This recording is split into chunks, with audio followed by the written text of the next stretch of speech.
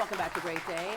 What if you could take a journey through America's past and actually witness history in the making? You discover even more people who helped shape our country, but were often left out of the history books. That's the premise of A Nation Without, the History America Forgot. Co-author Sara Freeman Smith joins us with what inspired this book. Good morning. Good morning.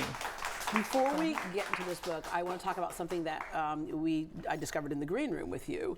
And your glasses are not just regular glasses. You have 90% vision loss. Tell us about these Meta glasses. Oh, wonderful. These are called Ray-Ban Meta glasses, where Meta partnered with Ray-Ban, and actually it allows especially someone that's visually impaired to be able to get descriptions, to read, to take photos and videos, and even, you know, look in their Daily Mail and just do everyday ordinary you things. You would talk to it and it'll describe what's in front of you. And you were in the green room, you said, okay, Meta, tell me what's in front of me. Absolutely. I can do that now. Let's see if it's loud enough. Okay. Hey, Meta, look and describe the person in front of me.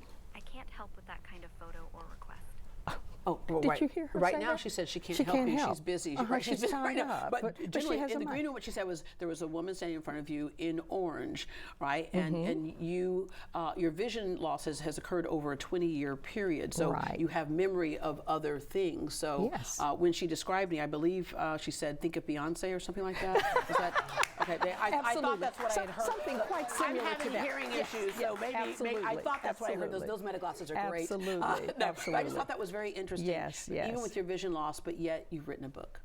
Absolutely. That did not stop me. My vision did not have to define my current circumstances because there's so many accessibility tools available, and that's what I relied on it, as well as my husband who sighted, so he could do a part of it, but then I also could fact-checked him and go, let me go check it out with my tools.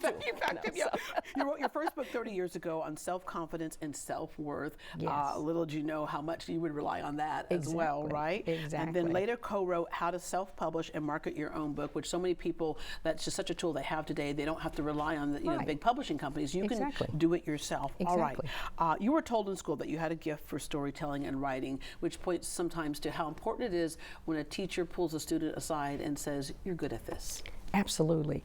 And at the time, you know, when you're young, you really, really don't understand the impact and importance of it. But when so many different people would say that, I go, okay. And so the fact that I had a vivid imagination, the ability to tell a good story, and then to write it, but then never knew that, obviously, that ultimately when God gives you that calling, that you'll still, it'll remain, whether you use it that time or later in life, as I'm doing it now. I remember as a child, I would run home after Black History Month lessons in school and say, Mom, did you know that an African-American person discovered? She goes, well, yeah, I grew up with that, because when she was going to school, African-American history was just a part of her core education. And as we know, some of that gets lost, and people can be angry about it or people can do something about it. Right. You chose to do something about it. A Nation Without, the History America Forgot. Explain the premise of this book.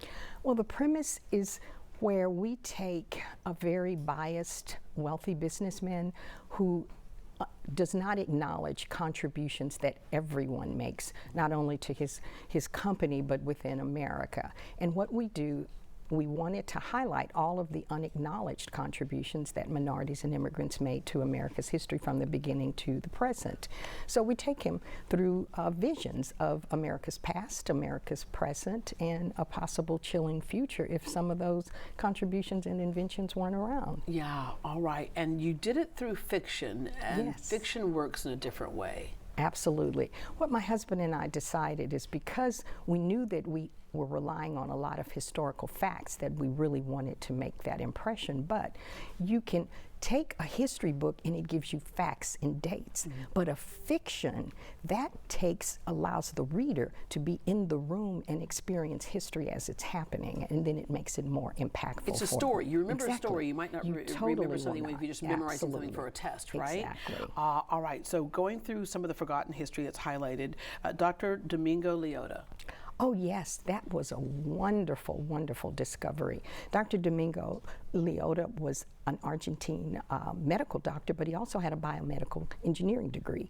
And he actually developed the artificial heart. And he, alongside Dr. Denton Cooley, implanted that in 1969. Yeah. But guess what?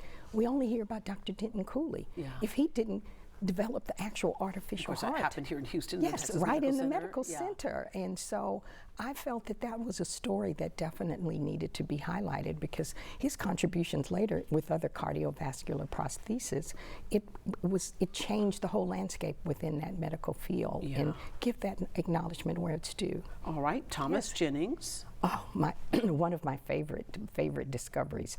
Thomas Jennings was a tailor in New York City, and in 1821 he patented what was called dry scouring, which is what we call dry cleaning today. So those basic fundamental chemical processes that he developed in 1821. Now bear in mind, blacks, African Americans could not get a patent because they were not citizens. See, a lot of times you won't see the inventions. They had to have somebody to front them for them. Exactly. Yeah. But he was born a free man in New York City, and he sued and won, and that's how he got his first patent. Yeah. But more amazing that we discovered, fast forward Rosa Parks in 1954, his daughter in 1854 was manhandled off of a New York streetcar because she did not give up her seat for a white person. Her father, Jennings, sued, won, and caused the city of New York to desegregate the streetcars. Wow. This was in 1854, 100 years before Rosa Parks. Wow, okay. And then Granville T. Woods held more than 50 U.S. patents. Absolutely, and he is known as the Black Edison because he did a lot of electrical inventions, and most powerful one, which was a telegraph system to communicate between railroads and the stations to prevent accidents. But what was more amazing is Mr. Thomas Edison attempted to claim several of his inventions, and he had to take him to court and won, hands down, and no one knew all of those other inventions. And he was self-taught, didn't even go to school. All of these things he learned on his own. Yeah, all right. And so you are passing this on to the next generation.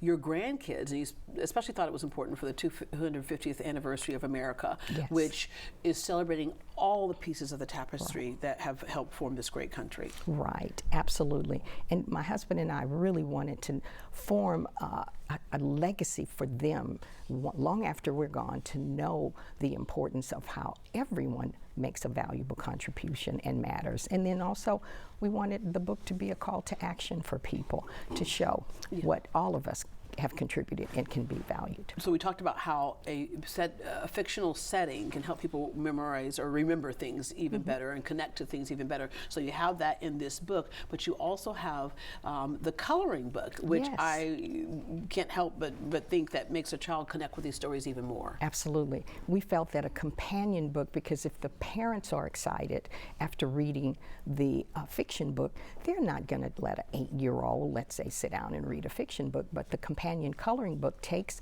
the contributions and we put them in bite-sized nuggets for the children 12 years and under, alongside the actual invention of what that person did, and allow them to color in whatever they want to. It's no mistakes, it's no right or wrong, but that makes that indelible impression and plants that seed. And we all know, pictures are worth 1,000 words. So. And I'm going to round out with, I mentioned your name at the top of the show, Sara Freeman Smith. Yes. The Freeman piece. The Freeman. Actually, that's my adopted father and mother. I was adopted, and we paid homage to my father in that book because of all of the generosity that he always encouraged everyone in Fifth Ward, Texas, where I grew up, to obviously believe and value and know that they can make a difference. And we know how important that surname is for a lot of slaves who were freed. Absolutely. They were like, what is my last name? Yes, they said absolutely. it's going to be, my surname's going to be Freeman. Absolutely, absolutely. Well, Sara, thank you so much for joining us this morning. Oh, thank you. You can get a copy of A Nation Without on Amazon. It's called A Nation Without. You can get that on Amazon. And to learn more about Sara Freeman's other works, visit greatdayhouston.com.